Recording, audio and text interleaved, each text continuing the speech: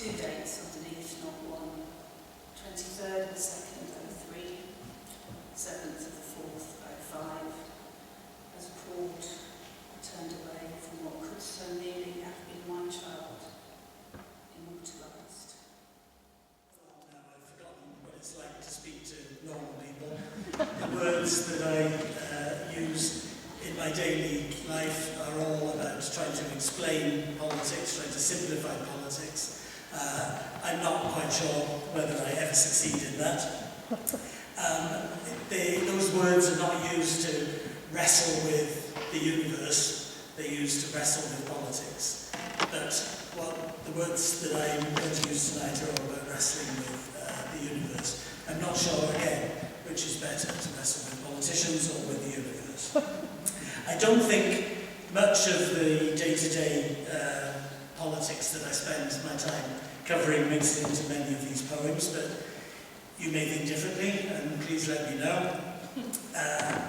There is no news, or I hope there is no news, in what I'm about to tell you, because news, and particularly political news, is of the now, is of the moment, and this today is the opposite of news. Or rather, I hope it's news from somewhere else. Maybe news from nowhere, or no one, or maybe news just from somewhere else, and everywhere and everyone. So I'd like to start with a poem that is about what poetry, what about art, and just seeing things in the world and in nature and appreciating it, what does it to you, what it adds to you. And it's called Accretion. A crescent moon and crescent Saturn hang tonight in branches of a tree that's bare, like earrings hang in silver thinning hair belonging to a scandalous old man, the sort who's having too much fun in bars for one his age, while here below you stand on streets that spread the way a scandal spreads, and look up at the louche display of stars. You look back down as clouding makes it faint, but you've been stained by what you've seen tonight. The simile, the thought, the sight, the light have covered you like daubs of dripping paint. Like artist strokes, they too do more than decorate. There's more of you now. You've gained extra weight.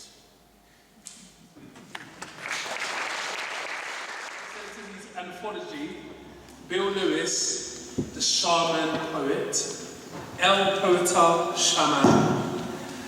He's going to present a collection of his poetry translated into Spanish for the first time. And this is going to be translated by Rafael Peñas Cruz. Bill is going to read for us a selection of poems from his book, and Rafael will read a couple of them in Spanish too. This is going to be the first time for me to even see this as well, so I'm looking forward to this. Everybody give a big woo for Bill Lewis and Rafael.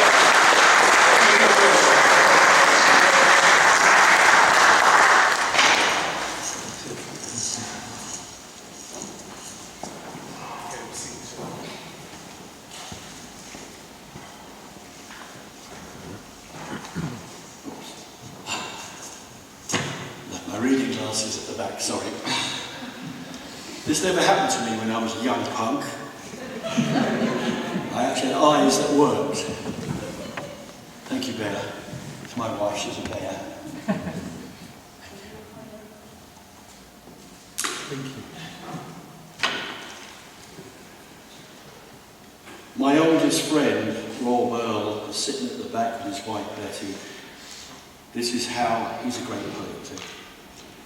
This is how his parents met during Battle of Britain. Apple Pickers, 1940. As they work, above them, a Spitfire takes on a Messerschmitt, the daily dogfights of the autumn days of 1940. The spit, like a great broken bird, comes down into the orchard. Wicker baskets fall from their hands, apples bruising on wet grass as they rush to help. They pull the pilot free from the fuselage. He's just 19. At first, they think he's wounded, but it's just red hydraulic fluid. Marge was a land girl, and Arthur a reservist waiting to be called up. This is how they met.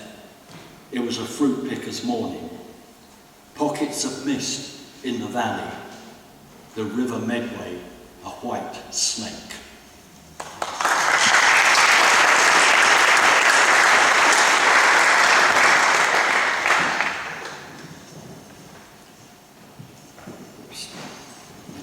Juggling around because things were going on a bit long, so I've had to readjust this. Okay. We all love our computers, don't we? No? Updating. You have 13 outdated drivers. Fix now. Your device might not work while it's updating. You have 7 magpies that have been sent to watch over you while you sleep tonight. Do not turn off the device until the process is complete, as this might corrupt unsaved data. We have placed 4 archangels at cardinal points at the throne of the ineffable above you. A murmuration of starlings has been assigned to ensure your safety while you wait. Do not power down.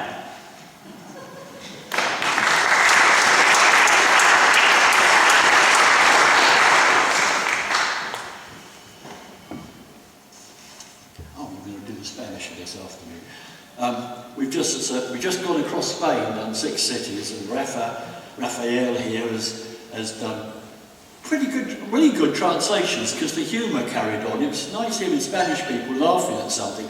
I hope they were laughing at my humour. But this is called Coyote Poem, Grand Theft Auto.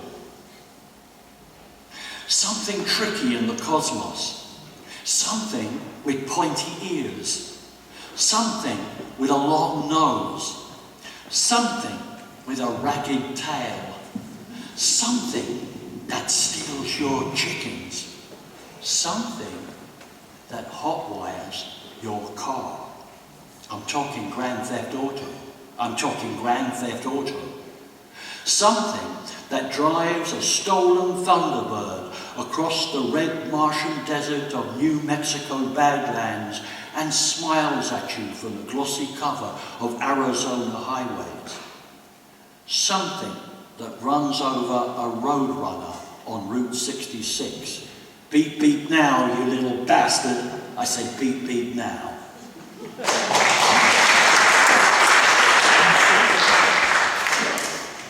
Poema del Coyote, Grand Theft Auto. Grand Theft Auto is like they call it in the United States, stolen vehicles.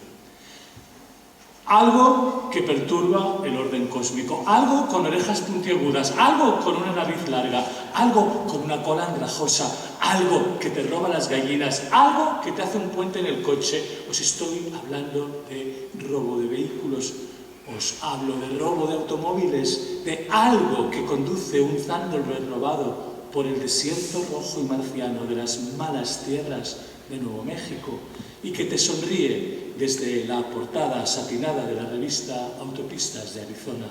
Algo que arrolla a un correcaminos en la Ruta 66. Venga, pequeño cabroncete, bip, bip, bip ahora. Venga, atrévete a decir bip, bip.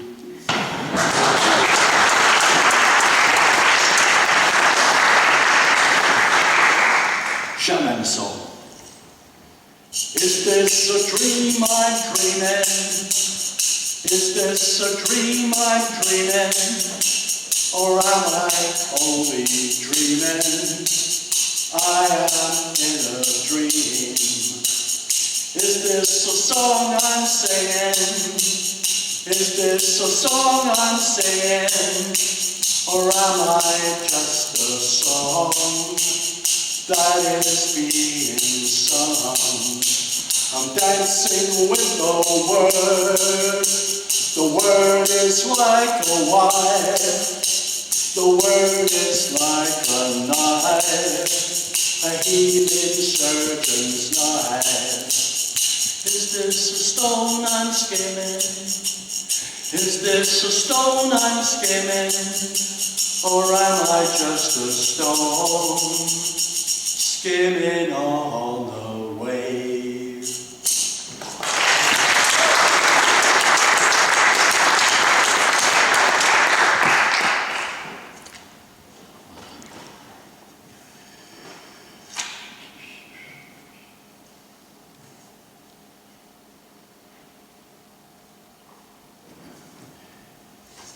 If I were a mirror,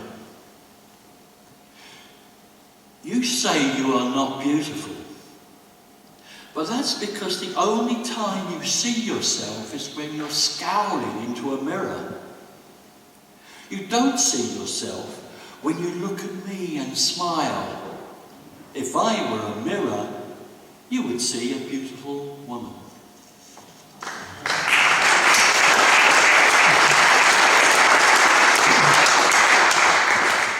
I added a short poem to this that I wasn't going to read.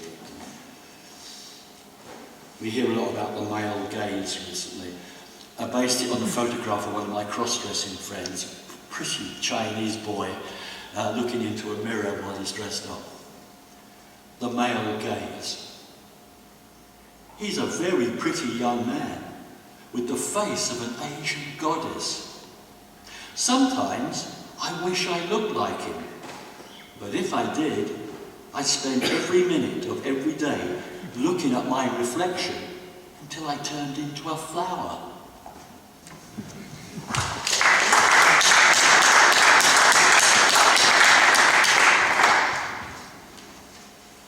This is called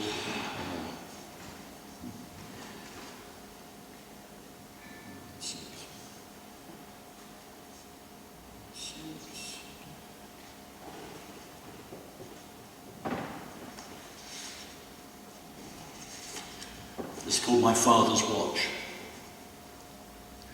Just before he died, my father gave me his pocket watch. He always wore it looped through his waistcoat on a chain. It was made of alchemical gold, the kind that can change the colour of your soul. When my father died, the watch disappeared. I found out later my mother had sold it to get money for cigarettes. I did not see the watch until 30 years later. In January 2000, a fox brought me the watch in its mouth. He won't give it to me. He wants to play. I must chase him. I have to catch him to prove the watch is really mine. If I see a dead fox by the side of the road, I always get out of the car and check to see if there's a gold watch and chain in its mouth. You never know.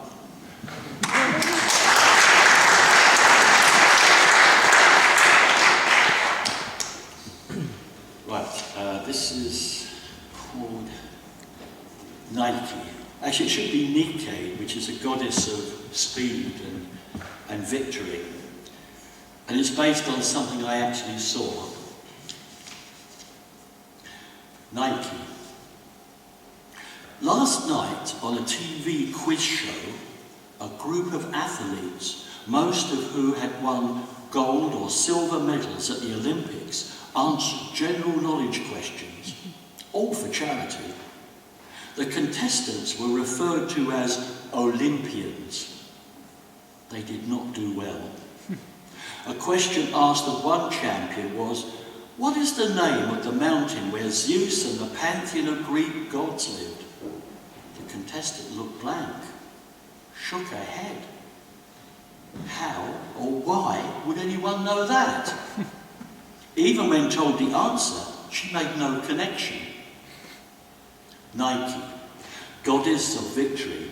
There's a statue of her in the Louvre, at the top of a short flight of stairs. Once, Audrey Hepburn ran down them saying in that sexy, breathy yet somehow innocent voice, "Take the picture, take the picture." Where at the foot of them, Fred Astaire fumbled with the camera setting in the movie Funny Face. That Nike, goddess of victory and personification of speed and flight, never wore trainers.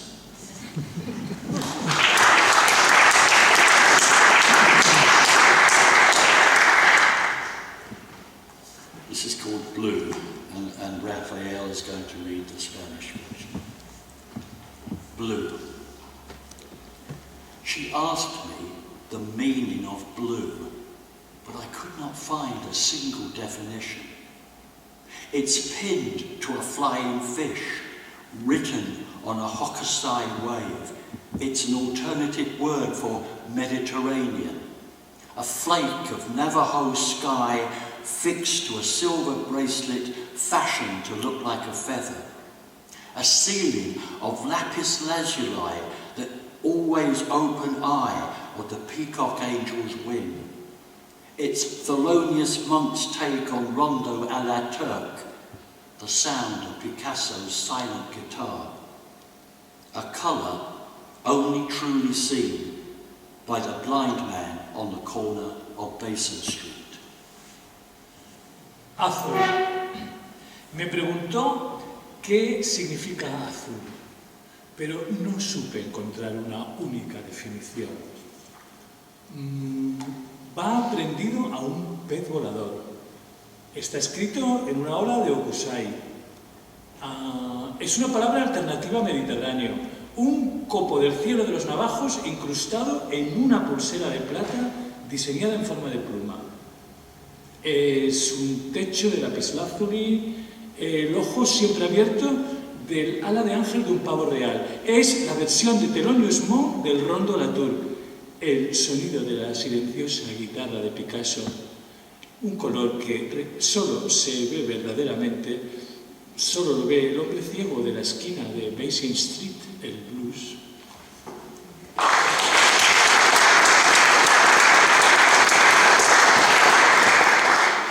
I don't know whether I should read this poem in here. It's called A Stranger in Paradise.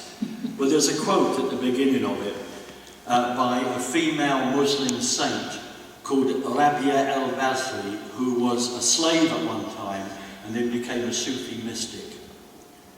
This is the quote: "I have come to douse the fires of hell and burn away the promise of paradise." I don't believe heaven is a place, but if it were true, I would have to enter as an illegal immigrant, with no documentation and a forged passport. After all, I have married an angel, so I should be eligible for a green card.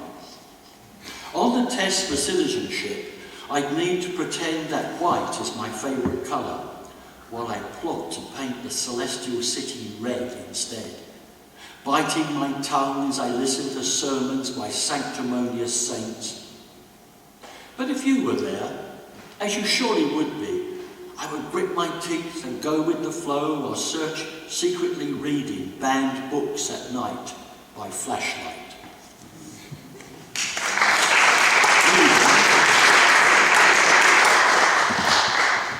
Right, just two more. Right, this is called The 20th Century, Part 1. I never get around to reading Part 2 because it's too long. Nobody in Spain will get to hear it, except the ones who probably bought the book. The joke we've been making when you say that in Spain was you have to buy the book to read the book. The 20th Century, Part 1. The three bears came back from their walk.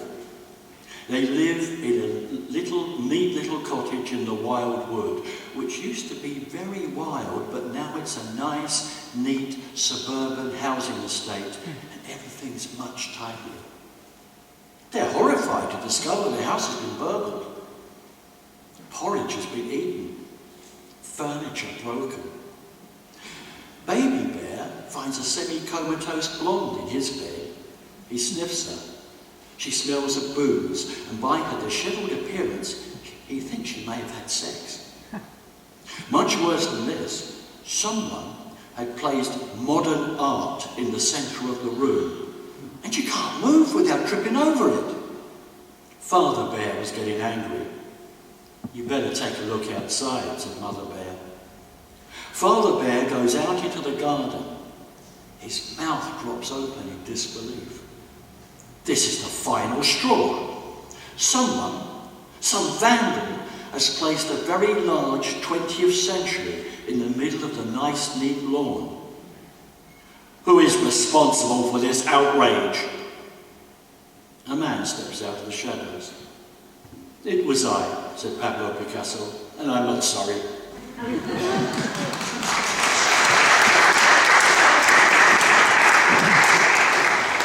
This is called a song for taking your fur coat off. We are bears. We are bears. We are bears. We are bears. We are bears. We are bears. We are bears. We are bears. But some of us are in disguise.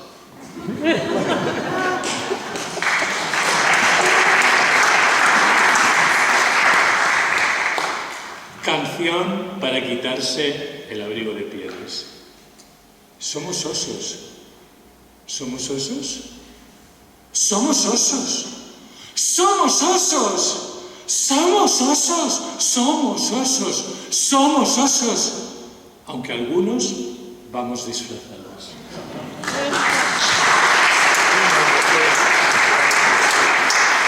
Thank you very much.